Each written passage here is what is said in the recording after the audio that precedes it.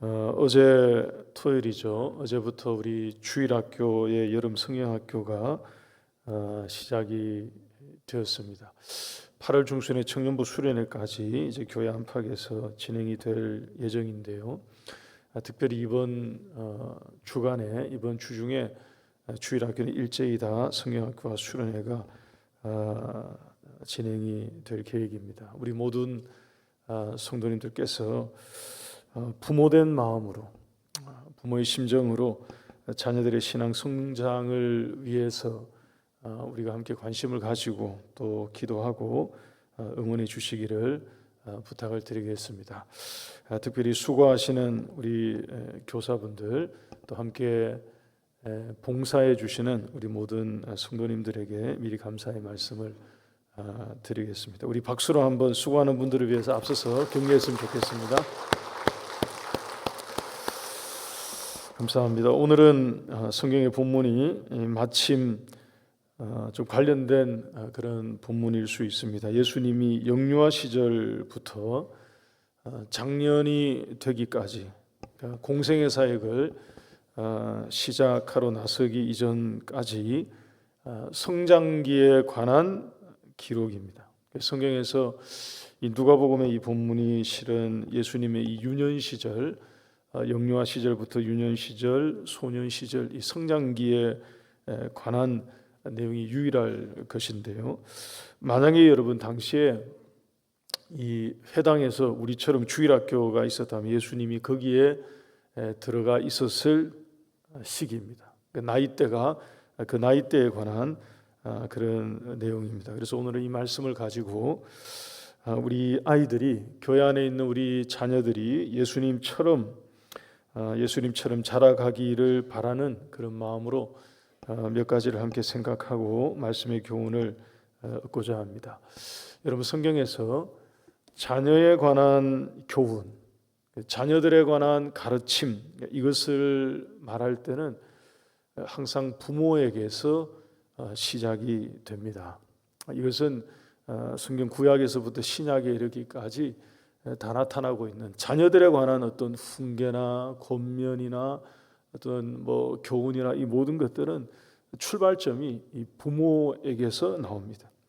지난주 중에 우리가 새벽에 신명기 말씀을 지금 보고 있는데, 신명기에 나오는 10계명의 말씀을 하나씩 나누었습니다. 그 10계명 중에 5계명이죠.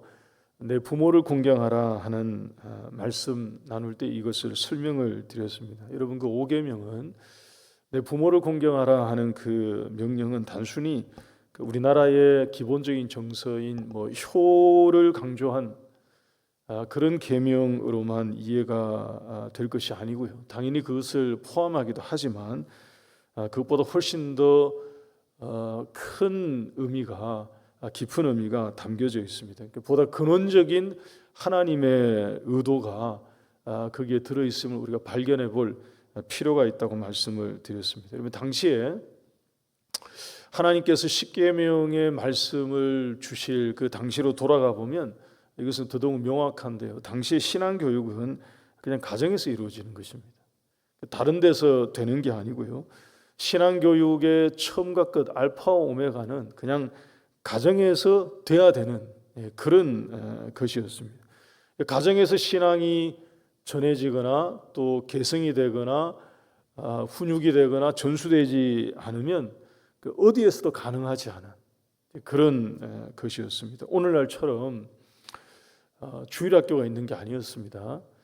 교회에 보내서 아이들이 말씀을 듣고 하나님을 만나고 할 수 있도록 거기에 보낼 수 있는 이런 게 아니고요.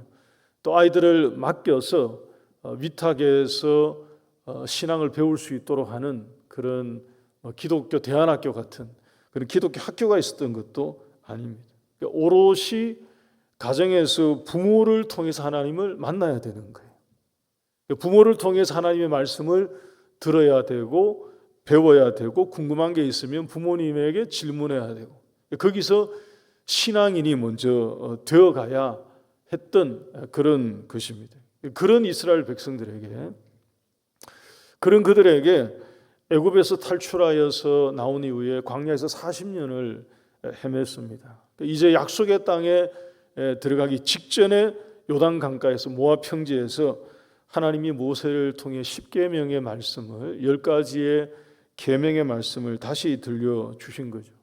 근데 그 계명 중간에 이 5계명이 내 부모를 공경하라 하신 말씀을 주신 것입니다. 거기에는 의미가 발견이 되죠. 여러분 1계명부터 4계명까지는 이 한쪽에 1계명부터 4계명까지는 하나님과 관련된 명령입니다. 어떻게 하면 하나님을 바르게 알고 바르게 섬기고 내 앞에 우상을 두지 말라 하는 이런 계명을 포함해서 이것은 하나님과의 관계 가운데 우리가 지켜야 될 그런 계명이라면 6계명부터 10계명까지는 사람에 대한 것입니다. 인간 관계 속에서 이웃과의 관계 속에서 우리가 성도로서 신자로서 어떻게 살아야 하는지에 관한 그런 명령입니다. 그런데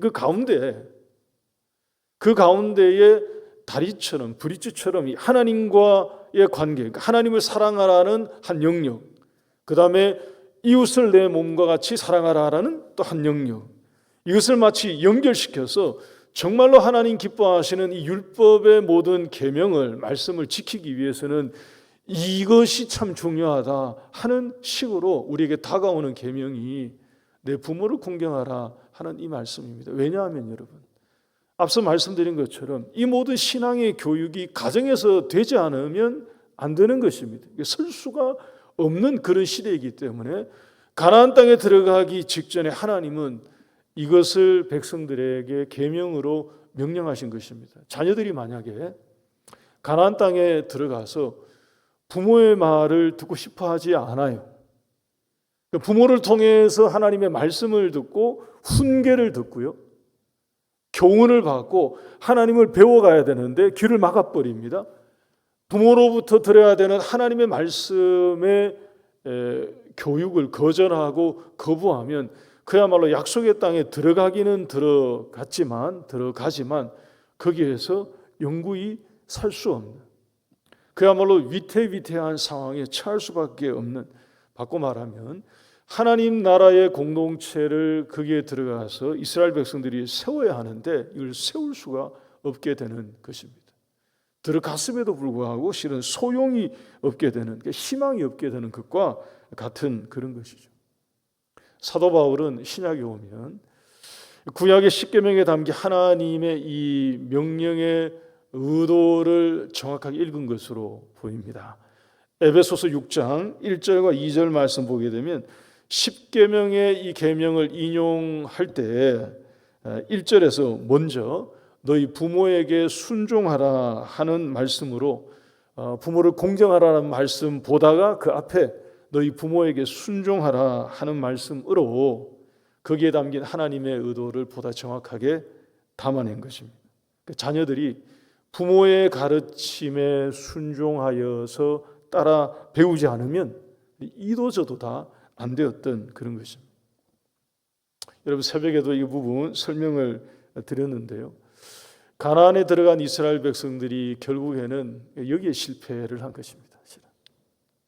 사사기에 가면 딱 나오거든요. 바로 부모들 세대와 같지 않은, 우리가 흔히 말할 때 이 다음 세대가 같지 않은 다른 세대가 되어버린 것입니다. 부모들의 신앙을 계승해서 하나님이 가나안 땅에 들어오기 전에 이렇게 명령하신 율법의 말씀들을 그대로 전수받아서 신앙을 붙들고 지키고 그 공동체를 존속하면서 거기서 그렇게 살아야 되는데 이들이 그 땅에 들어오고 난 이후에 달라지기 시작한 것입니다. 그러니까 하나님을 알지 못하는 세대가 되기 시작한 거죠.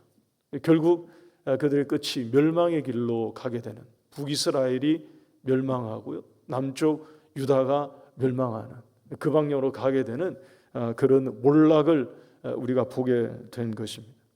여러분 그런 점에서 오늘 이 말씀은 예수님과 예수님의 그 유년 시절의 가정에서 있는 그런 모습이지만 우리에게 던지는 교훈이 실로 크다고 할 것입니다. 여러분 누가복음 2장 41절 42절 말씀 한번 보시기 바랍니다.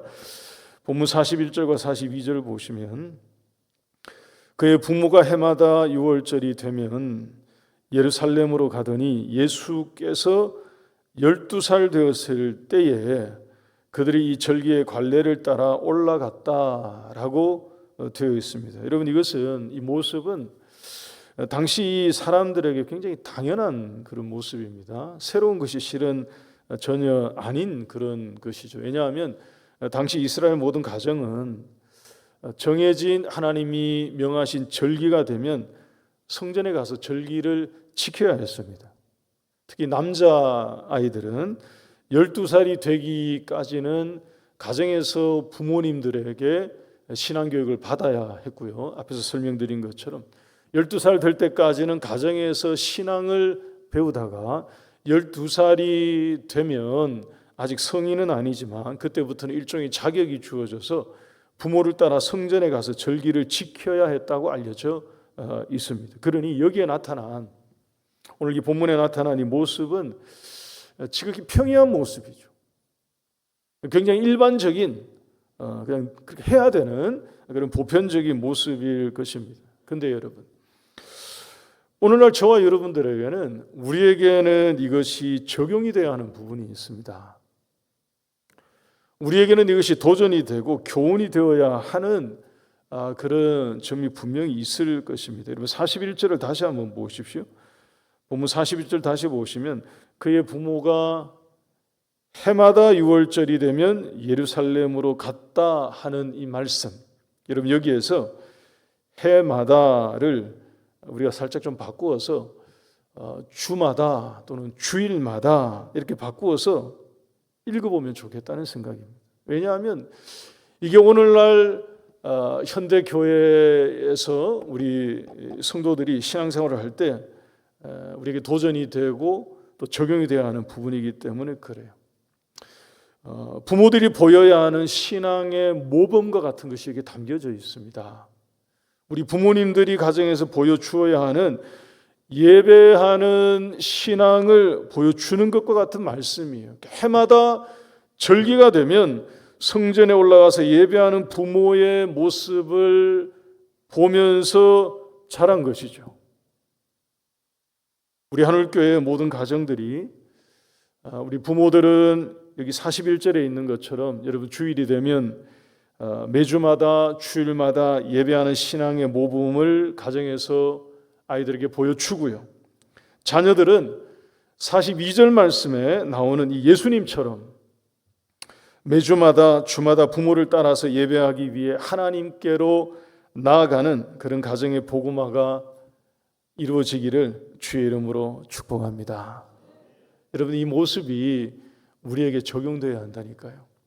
왜냐하면 이것이 잘 되지 않는 그런 가정의 모습이 있지 않습니까? 그러니까 우리가 이것을 적용해야죠. 우리 부모님들은 예수님의 부모들이 보여준 이 해마다 6월절 절기가 되면 예배하러 올라갔던 이것이 우리에게는 가장 큰 절기죠. 안식일, 이 주일마다 하나님 앞에 예배하는 이 모습으로, 이 모범적인 모습으로 가정에서 나타나고, 자녀들은 그런 부모님을 따라서 주일마다 예배하는 그런 신앙을 배우게 되는, 특별히 여러분 오늘 이 42절을 보게 되니까 예수님이 12살 되었을 때 이렇게 되어 있습니다. 이 시대가 다르기 때문에 나이대의 특징이 다를 수는 있을 거예요, 우리하고는. 근데 우리로 보자면 이거 여하튼 소년 시절 아닙니까? 사춘기로 서서히 접어들 그런 시기인데 부모들이 예수님을 데리고 성전에 올라갔고요. 예수님은 그런 부모님을 따라서 성전에 올라간 이 모습, 여러분 이것이 다시 한번 우리 모든 성도들의 가정의 모습이 되기를 간절히 소망합니다. 이번 여름 성경학교, 교회에서 진행되는 여름 성경학교와 수련회에 우리 각자의 가정에서 부모님들께서 이런 역할을 해주시기를 당부를 드립니다. 아이들을 좀 동기부여해 주시고요, 독려해 주셔서 예수님의 부모들이 예수님을 데리고 이 유년 시절에, 소년 시절에 예수님을 데리고 하나님께로 나갔던 것처럼 아이들이 이번 여름 성경학교와 수련회에 참여할 수 있도록 독려해 주시고 또 북돋워 주시고요, 때로는 좀 알려주시고요, 권면해 주시고요, 권고해 주셔서 아이들이 신앙적으로 잘 세워지는 그런 기회가, 계기가 될 수 있도록 만들어 주시기를 다시 한번 부탁을 드리겠습니다. 혹시 여러분들 마음 가운데 이런 생각이 드실는지 모르겠습니다. 목사님 해마다 또 계절마다 교회 성경학교와 수련회에 보내봤지만 별다른 차이나 변화가 우리 아이에게는 일어나지 않았습니다 하는 생각을 혹시 하실는지 모르겠습니다. 또는 아이들에게 이 얘기로 또 잔소리하는 것 같고 또 성경학교 가라고 권면하면 좀 싫어할까 싶은 좀 조심스러운 마음 때문에 주저하는 그런 마음을 가지고 계신 부모님들이 혹시 계실는지 모르겠습니다. 근데 여러분, 저는 매번 기대하는 것은, 저도 부모로서 실은 비슷한 마음이 때때로 일어날 때도 있습니다. 어린 시절부터 주일학교, 성경학교, 수련회 한두 번 해봤겠습니까? 계속 반복되는 이 수련회 가운데 기대했던 것만큼 좀 아쉽다 하는 것들이 늘 있을 수 있죠. 그럼에도 불구하고 매번 성경학교와 수련회를 앞두고 기대하면서 기도하는 것이 있습니다. 하나님이 누군가에게는, 하나님이 어떤 아이에게는 마치 여러분 오늘 이 본문에 예수님에게처럼 이런 일이 생기도록 역사해 주시기를 바라는 그런 마음, 그런 기대, 여러분 그것이 우리에게 있어야 할 줄 믿습니다. 여러분 오늘 본문 보게 되면 예수님에게 무슨 일이 있었느냐 한번 보시기 바랍니다. 부모를 따라 성전에 올라갔던 예수님이 46절과 47절 한번 보십시오. 46절 47절 보니까 사흘 후에 성전에서 만난즉 그가 선생들 중에 앉으사 그들에게 듣기도 하시며 묻기도 하시니 듣는 자가 다 그 지혜와 대답을 놀랍게 여기더라. 여러분 이 장면이 어떤 장면인가 하면 성전에 올라가서 말씀을 가르치는 당시의 말씀 교사들이죠. 그들과 예수님이 대화를 하고요, 또 그들을 통해서 말씀을 듣기도 하고 또 질문을 하기도 하고 대답도 하고, 우리로 보자면 소위 말씀을 공부하는 일에 얼마나 흥미가 있고 재미가 있었던지 그의 부모들이 절기를 마치고 집으로 돌아가기 위해 예루살렘을 떠났는데도 예수님은 여전히 성전에 남아서 교사들과 그런 시간을 갖고 있었다 하는 것입니다. 여러분 물론 어떻게 부모들이 확인도 하지 않고 집으로 갔을까 뭐 그런 의문은 있습니다만 여러분 이런 일이 일어난 거죠. 앞에서 짧게 설명을 드린 것처럼 여러분 12살의 아이이기 때문에 아직은 아이가 맞아요. 맞습니다. 여기도 아이라고 부르고 있고요. 아이가 맞는데 성전에 올라갈 수 있는, 남자로서 성전에 올라갈 수 있는 자격이 부여되는 나이는 또 된 거예요. 그러니까 아이는 아이지만 어느 정도 유대인들 사이에서 약간 독립적으로 행동할 수 있는 그런 시기 비슷하게 되었으니 그 사이 어디쯤 어중간한 어디쯤에서 좀 실수가 놓치는 부분이 생기지 않았었을까 싶습니다. 여하튼 예수님께서 이 소년 시절에 절기를 지키기 위해 성전에 올라갔다가 집으로 돌아가야 하는 것도 잊을 정도로, 깜빡할 정도로 말씀을 깊이 있게 만나게 되는 그런 일이 있었던 것입니다. 우리에게 보여주는 이 장면이 그런 점에서 교훈이 된다는 것입니다. 여러분 교회에서 이번에 진행되는 이 성경학교와 수련회를 통해서 우리 한울교회의 모든 자녀들이 하나님의 말씀을 이와 같이 가까이 만나게 되는 그런 일이 일어나기를 간절히 소망합니다. 여러분 부모님들 걱정하지 마세요. 오늘 본문에서처럼 교회 수련회 성경학교 보냈더니만 집에를 안 오네요.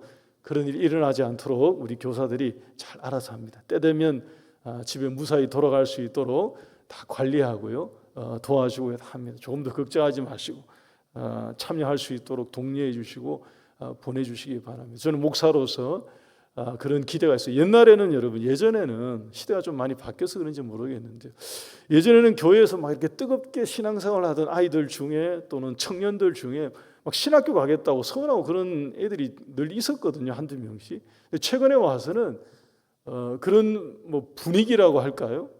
이런 게 좀 많이 사라져 있는 것 같습니다. 그래서 신학교도 실은 학생들 수가 점점 줄어드는 경향이 있죠. 정말로 오늘 말씀에 나오는 것처럼 유년 시절에, 소년 시절에 예수님처럼 우리 아이들이 말씀을 더 가까이 가고 집으로 돌아가는 것을 깜빡할 정도로 말씀 공부 듣고 또 궁금한 것을 묻고 교사 선생님들과 만나서 그런 공부를 하고 하는 이 시간들이 이렇게 되어지고요. 아이들 마음 가운데 이것이 기쁨이 되고 정말로 살아계신 하나님을 만나게 되는 이런 일이 일어나기를 다시 한번 주의 이름으로 축원합니다. 혹시 여러분들 마음에 그러다가 정말로 내 아들이 신학교 간다 그러면 어떡할까? 여러분, 우리가 지금 그런 거 걱정할 때가 아니에요. 우리가 지금 그 반대로 지금 애들이 안 돼서 걱정하고 있지 않습니까? 아이들이 교회를 안 가려고 하고요. 말씀 읽고 듣는 일에 자꾸 멀어지려고 하고, 이게 지금 우리의 걱정, 근심, 염려가 여기에 있지 않습니까? 그러니까 하나님 앞에 정말로 하나님께서 크게 은혜 주셔서 이번 여름 사역들을 통해서 우리 하늘교회 모든 자녀들이 견고하게 세워지는 그런 은혜가 임하기를 다시 한번 축복합니다. 그래서 여러분 49절 말씀 한번 보십시오. 49절 우리 같이 한번 읽겠습니다. 49절은 시작. 예수께서 이르시되 어찌하여 나를 찾으셨나이까? 내가 내 아버지 집에 있어야 될 줄을 알지 못하셨나이까 하시니. 여러분, 이것은 우리로 보자면 마치 어떤 장면과 같으냐 하면 우리의 자녀들이 부모들에게 오히려 신앙적으로 도전을 주는 그런 모습과도 같습니다. 50절 한번 보세요. 제가 읽어드리겠습니다. 그 부모가 그가 하신 말씀을 깨닫지 못하더라. 이 49절과 50절의 이 모습은 마치 이 자녀가 부모의 신앙을 능가한 것 같은, 정말로 이런 일이 실은 일어나야죠. 자녀들 세대가, 우리 다음 세대가 우리 부모들이 가지고 있었던 그 뜨거운 신앙의 열정, 이런 것을 초월하는, 오히려 부모님들이 아이들을 통해서 본인들의 신앙에 도전을 받게 되는, 우리 찔림을 받게 되는 이런 일이, 아이들의 신앙이 견고하게 그렇게 세워지는 그런 은혜가, 우리 자녀들이 살아계신 하나님을 영원한 나의 아버지로 만나게 되고요, 인격적으로 내 신앙을 고백하게 되고요, 하나님의 뜻을 깨닫게 되고요, 그 뜻대로 살겠습니다 하는 그런 결단이 있고요, 그것 때문에 공부를 해도 더 열심히 하게 되고요. 여러분, 공부하라고 얘기해서 억지로 공부하게 되는 것과 정말로 내가 하나님의 자녀로서 이 땅 가운데 하나님이 나를 보내셨구나 하는 것을 소명을 깨닫고 사명을 깨달아서 그래서 내가 공부해야 되겠다라고 깨우쳐지게 되는 그런 일이 일어나게 된다면 여러분, 어느 쪽이 공부를 더 열심히 하게 될까? 그럴 때 이게 뻔한 거예요. 정말로 목숨 걸고 공부할 수 있고요, 자기의 진로를 고민하고 기도하면서 찾아갈 수 있게 되는 것입니다. 여러분, 그런 일이 우리 가정에 일어나기를 다시 한번 주의 이름으로 축원합니다. 코로나 지나고 난 다음에 작년인가 재작년 한 1, 2년 된 것 같습니다.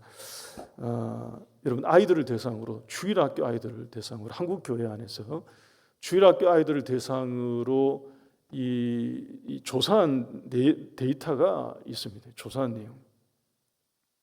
특히 청소년 시기에 있는 아이들의 대답들이, 자기들은 기성세대, 그러니까 장년이 되기 시작하면 교회를 떠날 것으로 스스로 예상하는 인원들이 설문에 응답한 아이들의 3분의 1이 자기는 떠나게 될 것 같다고 말한다.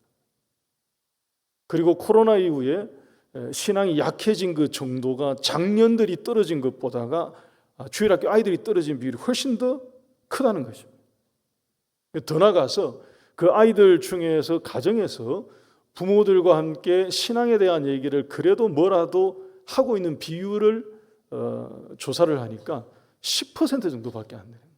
10명 중에 1명 정도가 겨우 부모님과의 대화 가운데 신앙에 관한 얘기가 잠깐이라도 오가는 정도. 나머지는 그냥 소위 말해서 그냥 방치되어 있는 것과 같습니다. 그러다가 청년이 지나고 나면 신앙을 떠나게 되고 교회를 떠나게 되는.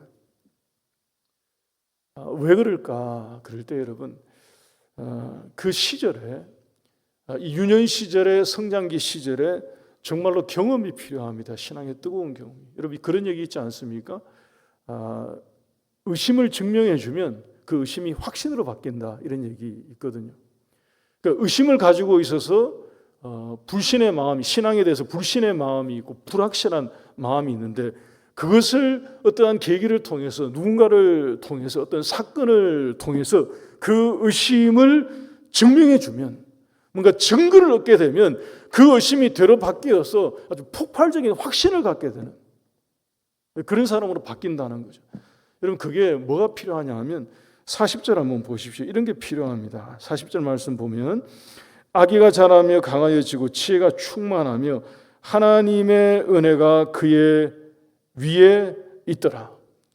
우리 40절 맨 끝에 나오는 이 하나님의 은혜가 그의 위에 임하는 것, 하나님의 은혜를 한번 체험해서 살아계신 하나님을 만나게 되는 그런 역사가 있어서 그 불신의 마음, 불확실한 마음이, 그 의심이 확신으로 바뀌게 되는 어떤 계기가 발생하면 그때부터는 폭발적인 신앙을 가진 신앙의 사람으로 바뀌어서 세워질 수 있다는 것입니다.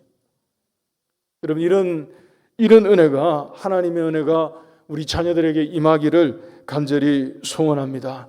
우리 하늘교회 모든 주일학교 아이들에게, 청년들에게 하나님께서 이런 은혜를 위로부터 부어주셔서 아이들이 정말로 살아계신 하나님의 그 은혜를 한번 경험하고요, 특별히 이번 여름에 진행되는 성경학교와 수련회를 통해서 그런 은혜와 또 역사가 한번 있어서 어떤 아이들에게는 정말로 하나님을 만나서 새롭게 살기 시작하게 되는 그런 계기가 될 수 있기를 간절히 소원합니다.